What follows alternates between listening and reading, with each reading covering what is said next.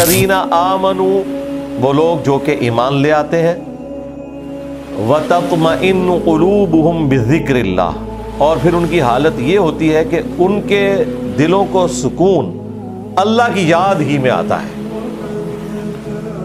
الا بذکر اللہ تطمئن القلوب، آگاہ ہو جاؤ اللہ کے ذکر ہی میں دلوں کا سکون ہے۔ یہ سورۃ الرعد کی آیت نمبر 28 کا وہ پورشن ہے جو ہم نے اپنے دونوں اذکار کارڈ، صبح شام کے اذکار کارڈ اور فرض نماز کے بعد اذکار کارڈ کے اوپر یہ آیت ٹاپ کے اوپر لکھی ہوئی ہے۔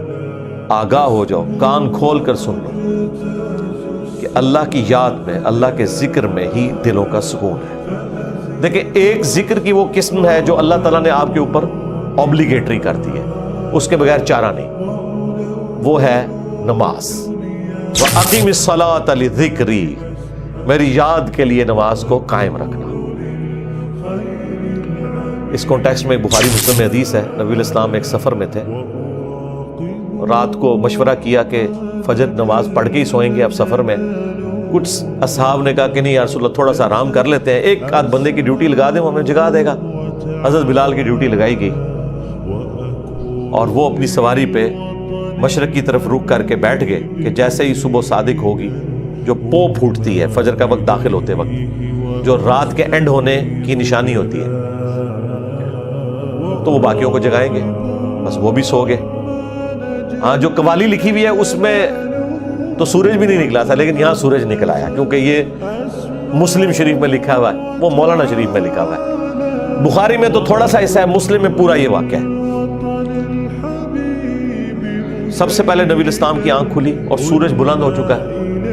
آپ علیہ السلام نے کہا سب سے پہلے تو یہاں سے اٹھو نا، اس علاقے میں شیطان کا غلبہ ہے جس کی وجہ سے یہ سب کچھ ہوا، آگے چل کے پڑاؤ کرتے ہیں۔ آگے جا کے پڑاؤ کیا، نبی الاسلام نے اپنے مؤذن کو بلا کے پوچھا کہ بھئی تیری ڈیوٹی لگائی تھی؟ آگے دیکھیں اس نے اسٹریٹ فارورڈ جواب دیا، کوئی گستاخی نہیں۔ اس نے کہا یا رسول اللہ جس طرح آپ کو نیند آ گئی مجھے بھی آ گئی، ٹھیک ہے، ادھر تو بڑی گستاخی یہ شمار کیا جائے گا۔ تو نبی علیہ السلام نے کوئی نہیں ڈانٹا، بالکل نیچرل چیز ہے۔ اس زمانے میں اگر کوئی الارم ہوتا تو پھر ایسا ہوتا بھی نہ۔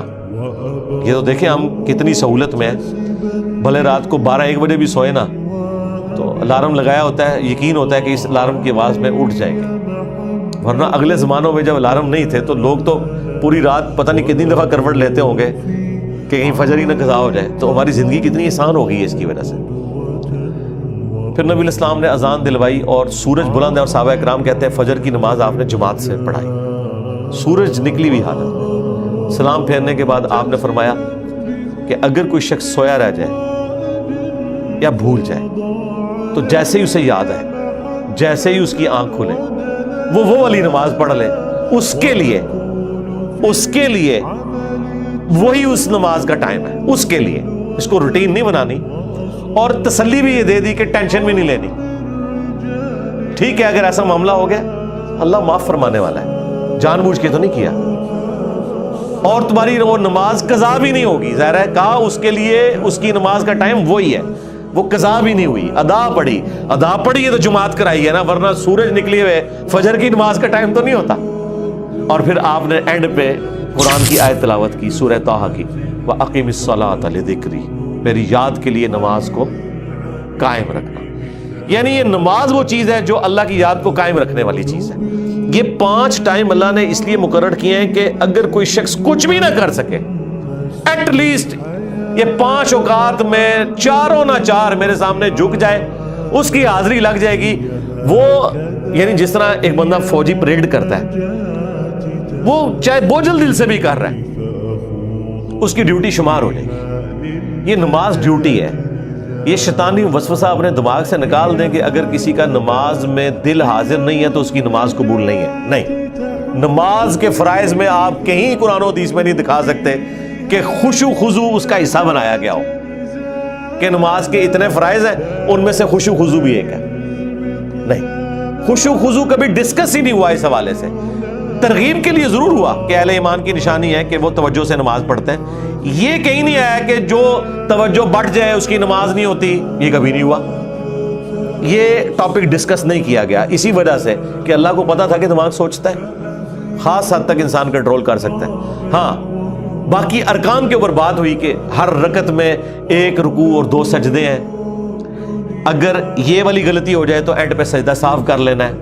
لیکن کہیں پہ خشوع خضوع نہیں ڈسکس ہوا کہ اگر کسی کو خیال آیا تو وہ نماز ہی دوبارہ پڑھے یا وہ اینڈ پہ سجدہ صاف کرے. یہ بات ڈسکس نہیں کی گئی اسی وجہ سے کہ اللہ کو پتا تھا کہ یہ ایک ڈیوٹی ہے جو انسان نے پوری کرنی ہے. اور اس دھاگے کے ساتھ انسان پھر بندہ رہتا ہے جب, تو یہ 5 اوقات میں جب اللہ کے سامنے آتا ہے نا تو پھر وہ اللہ تعالیٰ سے اپنا دامن چھڑا نہیں سکتا. باقی کی زندگی بھی اس کی پازیٹیو ہو جاتی ہے.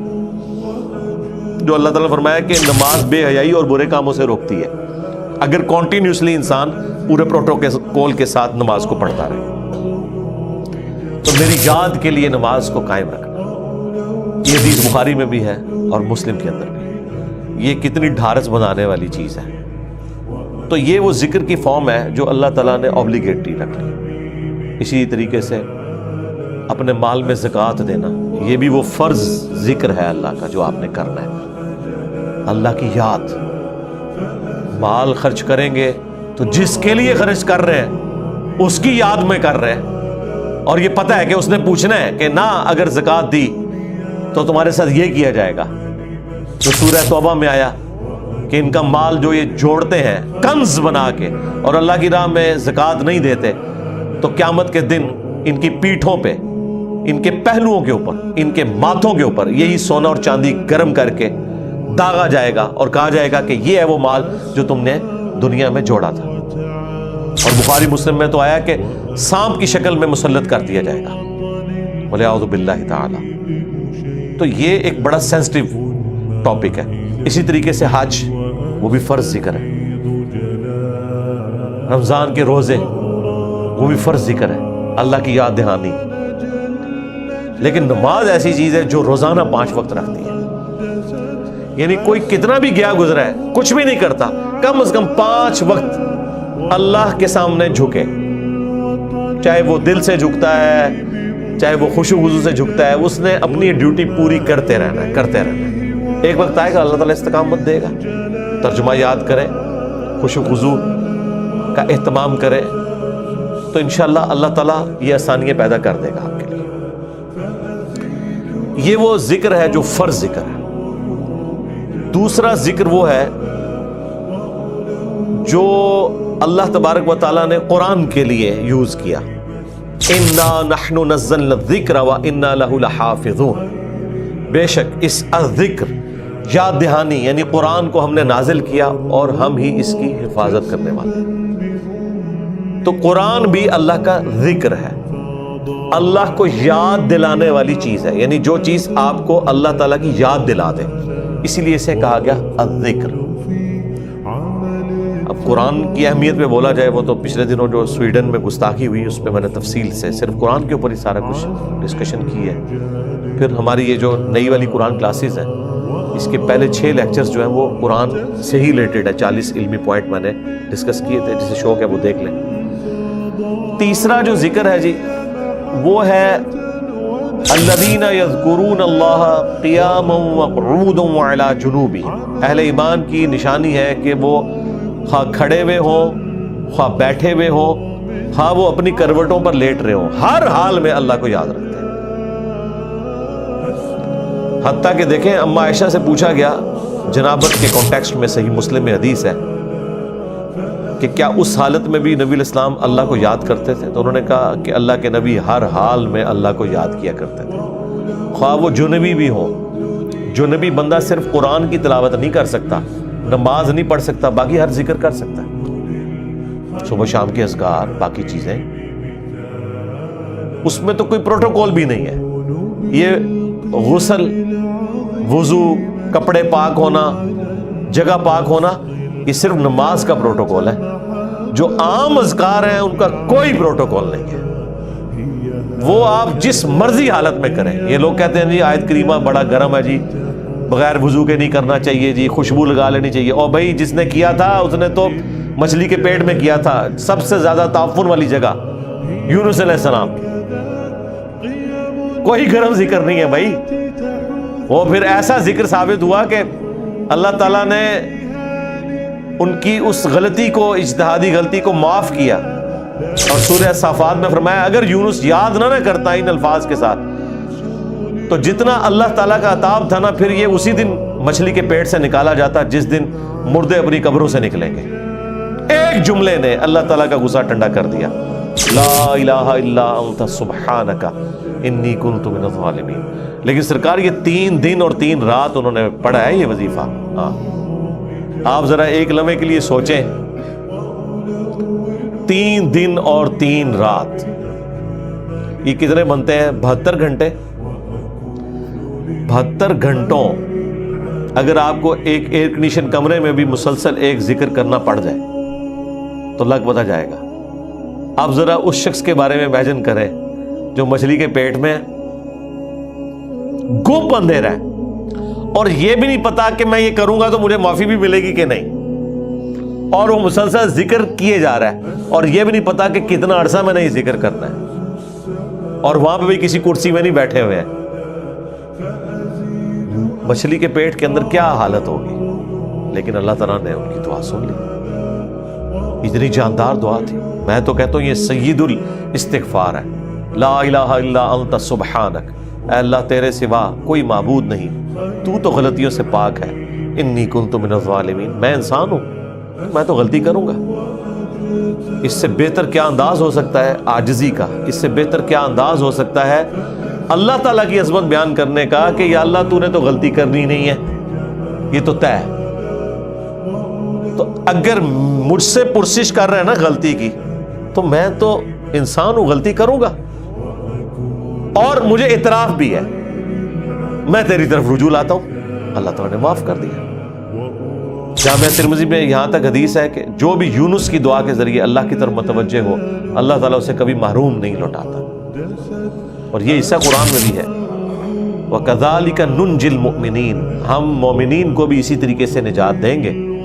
جب یہ دعا آئی نا سورہ الانبیاء میں, تو ساتھ یہ بھی ذکر آیا کہ انبیاء کی جو یہ دعائیں ہیں, خصوصاً یہ والی دعا یونس علیہ السلام کی, کوئی مومن بھی مانگے گا ہم اسے بھی نجات دیں گے. تو یہ جو دعائیں ہیں صبح و شام کے اذکار ہیں, جس کے اوپر میں نے پورا بلیو کارڈ لکھ دیا, اور فرض نماز کے بعد اذکار ہیں, گرین کارڈ لکھ دیا. یہ فرض نماز کے بعد اذکار, یہ صبح و شام کے اذکار. تو ان اذکار میں وہ ساری دعائیں ہیں جو نبی علیہ السلام نے کی ہیں. یہ ہماری ویب سائٹ سے بھی ڈاؤن لوڈ کر سکتے ہیں آپ, اس کی ایپ بھی بنی ہوئی ہے, PDF فارم میں بھی ہے. تو یہ اذکار کریں, صبح و شام کی دعائیں, اذکار, مختلف اوقات کی دعائیں, ٹوائلٹ میں جاتے وقت کی دعا, باہر نکلنے کی دعا, صبح اٹھتے وقت کی دعا, اور رات کو سونے سے پہلے دعائیں. یہ مختلف اوقات کی جو دعائیں ہیں, یہ وہ ساری دعائیں ہیں جو آپ نے اٹھتے بیٹھتے چلتے پھرتے کرنی. درود شریف بھی, درود شریف اللہ کی عبادت ہے کیونکہ یہ دعا ہے, اور دعا جتنی بھی ہیں وہ اللہ سے کی جاتی ہیں, اور ہر دعا عبادت ہے. الدعاء هو العبادہ, یہ حدیث ہے سنن نسائی کے اندر, ترمذی کے اندر. اور نبی علیہ السلام نے حدیث کے اوپر اکتفا نہیں کیا, اس کے بعد آپ نے آیت پڑھی, ادعونی استجب لکم, اے میرے بندو مجھ سے مانگو میں تمہاری دعا کو قبول کروں. ان الذین یستکبرون عن عبادتی, بے شک جو لوگ میری عبادت سے تکبر کریں گے, یعنی مجھ سے دعا کرنے میں کنجوسی اختیار کریں گے, میں انہیں ذلیل و خوار کر کے جہنم میں داخل کروں گا, والعیاذ باللہ تعالی. حضور نے سورۃ المومن کی آیت نمبر 60 پڑھی, اسے سورہ غافر بھی کہتے ہیں, اس بات کے ثبوت میں کہ دعا کرنا عبادت ہے. تو جتنی دعائیں ہیں یہ عبادت ہے, اور یہ اللہ تعالیٰ کا وہ ذکر ہے, خواہ وہ درود شریف ہو, خواہ صبح و شام کے اذکار ہوں, یا مختلف اوقات کی دعائیں ہوں, یہ اللہ تعالیٰ کے وہ ذکر کی شکلیں ہیں جس کا کوئی پروٹوکول نہیں. کوئی جنبی ہے, کوئی بے وضو ہے, کپڑے بھی ناپاک ہیں, جس جگہ پہ ہیں وہ جگہ بھی ناپاک ہے, کوئی فرق نہیں پڑتا اس سے. یہ ذکر آپ کر سکتے ہیں. مولا علی کا قول ہے جامعہ ترمذی میں, سنن ابی داؤد کے اندر, کہ نبی علیہ السلام کو حالت جنابت کے علاوہ کوئی اور حالت قرآن پڑھنے سے مانے نہیں ہوتی تھی. یعنی قرآن آپ نہیں پڑھ سکتے جنبی ہو, بغیر وضو کے قرآن بھی پڑھا جا سکتا ہے لیکن جنبی شخص نہیں پڑھ سکتا. لیکن جو اذکار ہے نا وہ اٹھتے بیٹھتے چلتے پھرتے، بھئی اما عائشہ سلام اللہ علیہا اس سے زیادہ کیا بات کرتی. جب جنابت کے کانٹیکسٹ میں ان سے پوچھا گیا تو انہوں نے کہا اللہ کے نبی تو ہر حال میں اللہ کو یاد کرتے تھے، خواہ وہ جنبی ہوں یا نہ ہو. اور غسل جنابت فوراً کرنا کوئی ضروری بھی نہیں ہوتا، اللہ تعالیٰ نے چھوٹ دی ہوئی ہے، بس نماز قضا نہ ہو. نبی علیہ السلام کبھی غسل جنابت رات کو کر لیتے تھے اور کبھی آخری پہر اٹھ کے کرتے تھے. تو غسل جنابت ڈیلے بھی کوئی شخص کر سکتا ہے. فجر پڑھ کے اگر کسی کے اوپر غسل فرض ہو گیا تو وہ زور سے پہلے کسی بھی وقت غسل کر کے زور کی نماز، بس وہ قضا نہیں ہونی چاہیے. تو اس دوران بھی اللہ کو تو آپ نے یاد کرنا ہے. ایون ٹوائلٹ میں غسل کرنے جب جانا ہے تو اللہ ہی کو یاد کر کے جانا ہے نا. اللہم انی اعوذ بک من الخبث والخبائث، جو بخاری میں دعا ہے، اے اللہ میں شریر جنوں اور جنیوں سے تیری پناہ میں آتا ہوں. یہ دعا جو آپ مانگ کے ٹوائلٹ میں جاتے ہیں تو جنبی شخص نے بھی یہی دعا مانگ کے جانی ہے نا. باقی بھی جو مختلف اذکار ہیں وہ آپ نے لازمی کرنے ہیں، اس میں کوئی سستی والا پہلو نہیں ہونا چاہیے. ہاں قرآن پاک سے متعلق جو چیزیں وہ آپ نہ کریں. تو یہ ذکر کی 3 اقسام. نمبر 1 فاقم الصلاۃ لذکری، میری یاد کے لیے نماز کو قائم رکھنا. اور جتنے بھی فرائض ہیں، خواہ وہ حج کی شکل میں ہو، زکوٰۃ کی شکل میں ہو، رمضان کے روزے ہوں، وہ سب کے سب اللہ کا ذکر ہے. رزق حلال کمانا بھی، یہ بھی اللہ کا ذکر ہے.